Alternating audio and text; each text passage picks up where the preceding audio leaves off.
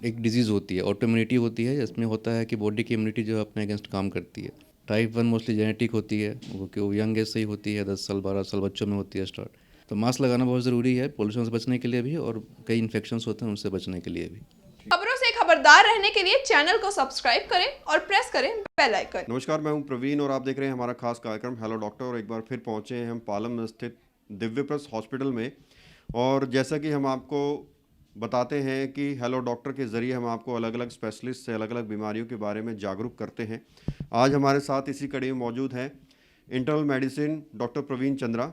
Sir से बात करेंगे जिस तरह से कोरोना का संकेत मिल रहा है भारत में आने का, तो कैसे उससे बचाव करें और क्या कुछ बीमारियां हैं जो आपको जकड़ सकती हैं इस विंटर वेदर में। सर बहुत बहुत स्वागत है आपका। Thank you. डॉक्टर साहब, पहला सवाल मेरा यही है जो हमारे दर्शक जानना चाहते होंगे, जिस तरह से चाइना में कोरोना से बुरा हाल हो रहा है और कहा जा रहा है कि जनवरी में भारत पर इसका ज़्यादा असर पड़ सकता है, तो कैसे अपना बचाव करें और कितना खतरनाक है जो नया वेरिएंट आया है BF7। तो पहले तो मैं आपको लोगों को ये बताना चाहूँगा कि ऐसे हमने लास्ट 2 साल के अंदर या 2.5 साल के अंदर हमने कई सारे केसेस देखे हैं और कई सारे क्रिटिकल कंडीशंस हुए थे उस दौरान। तो सभी को आइडिया तो है ही कि कितनी ख़तरनाक बीमारी है ये।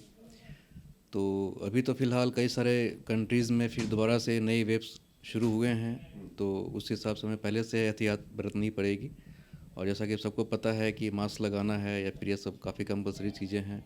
ज़्यादा भीड़ भाड़ वाली चीज़ें हैं वहाँ पे जाने से बचना है। अगर आप कंपलसरी है जाना तो आप मास्क यूज़ करें, बिकॉज ये सबसे पहला प्रोटेक्शन और सब मोस्ट इम्पॉर्टेंट जो प्रोटेक्शन है यही है, मास्क लगाना ही है। चाइना के बारे में कहा जा रहा है कि उन्होंने जीरो कोविड पॉलिसी अप्लाई और सब कुछ बंद किया हुआ था, और जब एकदम से सब कुछ खोला तो वहाँ पर कोविड ब्लास्ट हो गया। लेकिन इंडिया में दूसरी लहर आ चुकी है, बहुत सारे लोग मर चुके हैं, बहुत सारे लोगों को कोविड हो चुका है पहले से ही। तो आपको लगता है कि दोबारा से वैसी स्थिति एक बार और पैदा हो सकती है जो पहले हुई थी? बिल्कुल हो सकती है। अगर हमने प्रिकॉशंस नहीं लिए तो आगे क्या होगा कोई कह नहीं सकता। और हमें अपने जो भी पहले चीज़ें हुई हैं उनसे हमें सीख लेनी चाहिए, और दोबारा ऐसी चीज़ ना हो उसके लिए प्रिकॉशंस लेना चाहिए। डॉक्टर प्रवीण, अगर बात करें शुगर की, तो बहुत बड़ी आबादी हमारे देश की शुगर की बीमारी से ग्रस्त है। तो क्यों होता है ये और कैसे इसका बचाव होना चाहिए, क्या कुछ ट्रीटमेंट? शुगर पहले तो बता दूं कि शुगर 2 तरह की होती है बेसिकली। एक टाइप 1 होती है, टाइप 2 होती है। टाइप 1 मोस्टली जेनेटिक होती है, वो कि वो यंग एज से ही होती है, 10 साल 12 साल बच्चों में होती है स्टार्ट। टाइप 2 होती है यूजुअली ओल्ड एज में होती है। उसके कई सारे रिस्क फैक्टर्स हैं। अगर बीपी मेंटेन नहीं है, आपके खाने पीने पर ध्यान नहीं है, लाइफस्टाइल आपने अच्छा नहीं रखा हुआ है, ओबेसिटी है या हाइपरटेंशन है, ये सब चीज़ें आपको प्रमोट करती हैं टाइप 2 डायबिटीज डेवलप करने के लिए। तो हेल्दी लाइफस्टाइल होना बहुत ज़रूरी है उसके लिए। बहुत सारे लोग कहते हैं कि ये रिकवर नहीं होता लेकिन कंट्रोल हो जाता है और जीवन भर दवाई खानी पड़ती है। क्या इसका कुछ परमानेंट इलाज है सर? परमानेंट इलाज नहीं है, बिकॉज आप सिर्फ कंट्रोल कर सकते हो और डिपेंड करता है। अगर अर्ली डायबिटीज़ है तो आप इसको लाइफस्टाइल मॉडिफिकेशन से या फिर हेल्दी ईटिंग हैबिट्स वगैरह ये सब करके आप उसको कंट्रोल कर सकते हो। But most of the cases में ये डायबिटीज़ की दवाइयाँ लाइफ लॉन्ग खानी पड़ती हैं। सर, ये इंसुलिन की मात्रा कम होने से हो जाता है। ये इंसुलिन कम होता क्यों है शरीर के अंदर, क्या वजह है इसका, कोजिस क्या है इसके? इसकी बेसिकली होती है ऑटोइम्यून, एक डिजीज़ होती है, ऑटोइम्यूनिटी होती है, जिसमें होता है कि बॉडी की इम्यूनिटी जो है अपने अगेंस्ट काम करती है। और ऑटोइम्यून रिएक्शंस होते हैं बॉडी के अंदर, उसकी वजह से जो भी सेल्स जो होते हैं जो सेक्रेट करते हैं इंसुलिन, वो डैमेज हो जाती है। तो टाइप 1 में मेन मैकेनिज्म यही रहता है। तो उसकी वजह से डैमेज की वजह से इंसुलिन बन नहीं पाते शरीर में, और उसको फिर बाहर से आपको लेना पड़ता है। टाइप 2 में क्या होता है कि यूजुअली ओबेसिटी है या फिर कुछ और फैक्टर्स हैं, उसकी वजह से इंसुलिन निकलता तो है स्टार्टिंग में, बट इंसुलिन काम नहीं कर पाती। बिकॉज ओबेसिटी जो रिस्क फैक्टर बड़ा होता है उनमें कुछ ऐसे फैक्टर्स होते हैं जो कि उसको इनहिबिट करते हैं इंसुलिन को फंक्शन करने से। और भी कई सारे फैक्टर्स हैं, बट मोस्टली यही होता है कि रेजिस्टेंस हो जाती है यूजुअली टाइप 2 वाले में, तो इंसुलिन काम नहीं कर पाता, तो आपको बाहर से लेना पड़ता है वो। डॉक्टर प्रवीण, हमने जिस तरह से हमने बात की कोजिस पे, ट्रीटमेंट पे, लोग ये भी जानना चाहते होंगे कि क्या कुछ अपना खान पान रखें, क्या कुछ ऐसी दिनचर्या होनी चाहिए कि इस तरह की बीमारी हो ही ना, डायबिटीज़ की, और डॉक्टर के पास पहुंचना ही ना पड़े। तो सबसे पहला फैक्टर तो ये है कि अगर आपको इससे बचना है या फिर इसको कंट्रोल में रखना है तो हेल्दी लाइफस्टाइल बहुत ज़रूरी है। आपकी ईटिंग हैबिट्स प्रॉपर होनी चाहिए, आपको खाने में जंक फूड्स वगैरह अवॉइड करने चाहिए, सॉल्ट इंटेक कम लेना चाहिए, फ्रूट्स आप ज़्यादा खाओ, फाइबर इंटेक ज़्यादा होना चाहिए, रेगुलर वॉकिंग है एटलीस्ट 30 मिनट्स पर डे, ये सब होनी चाहिए।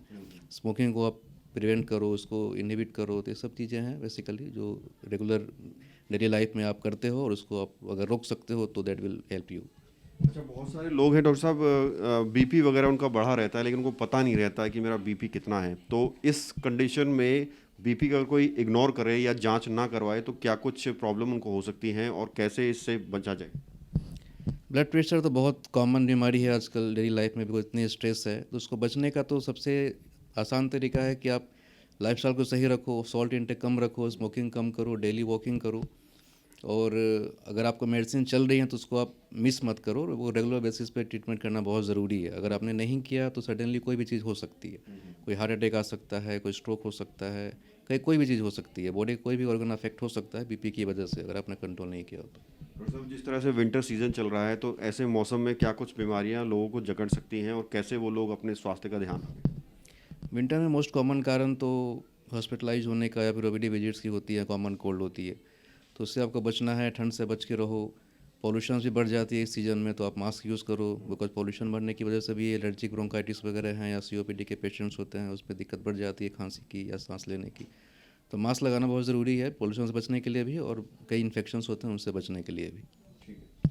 अगर जो भी दर्शक हमारे आपको देख रहे हैं, आपसे कंसल्ट करना चाहें, मिलना चाहें, तो क्या कुछ आपका दिव्य प्रेस हॉस्पिटल में टाइमिंग रहेगा और क्या कुछ फैसिलिटीज़ यहाँ हैं? यहाँ पे सारे स्पेशलिटीज़ हैं, नेफ्रोलॉजिस्ट हैं, न्यूरोलॉजिस्ट हैं, गैस्ट्रो के डॉक्टर, सारे डॉक्टर्स आते हैं यहाँ पे। अगर मुझसे अगर कंसल्ट करनी है तो मैं डेली यहाँ पे आता हूँ। ओपीडी में आप दिखाने के लिए आप 12 बजे से लेकर 1:30 बजे तक कभी भी आप आ सकते हो, और शाम में 7 to 8 के बीच कभी भी आप आ सकते हो। डॉक्टर साहब, नया साल भी आ रहा है, न्यू ईयर की लोग तैयारियां कर रहे हैं और मुमकिन है कि लोग क्राउड में जाएं, सेलिब्रेट करें, तो एक डॉक्टर के तौर पर कैसे आप उनको विश देना चाहेंगे न्यू ईयर की और क्या सलाह देना चाहेंगे? वो हर नया साल तो आ रहा है तो सबके लिए खुशी की बात है, बट इस दौरान हमें ये भी नहीं भूलना चाहिए कई सारी बीमारियों का भी ये रिस्क रहता है। अगर आप क्राउड में जाते हैं, सेलिब्रेट करते हैं, इतने भीड़ भाड़ में जाने से रिस्क तो होता ही है इन्फेक्शंस फैलने के। तो जो भी हमें अभी जो पिछली प्रॉब्लम जो हुई हैं उसको देखते हुए अभी मास्क लगाना बहुत ज़रूरी है। आप सेलिब्रेट करें मगर मास्क लगा के सेलिब्रेट करें और प्रिकॉशंस लेके ही सेलिब्रेट करें, बहुत ज़रूरी है ये। बहुत बहुत शुक्रिया सर अपना कीमती समय देने के लिए। Thank you and happy new year. ये थे मेरे साथ डॉक्टर प्रवीण चंद्रा, जिन्होंने बहुत सारी बीमारियों पर बातचीत की और साथ ही साथ सजेशन भी दिया कि कैसे अपने स्वास्थ्य को ठीक रखें और कैसे वायरल बीमारियों से बचें। कैमरा जर्नलिस्ट प्रशांत के साथ प्रवीण, इंडिया टाइम 24 न्यूज़।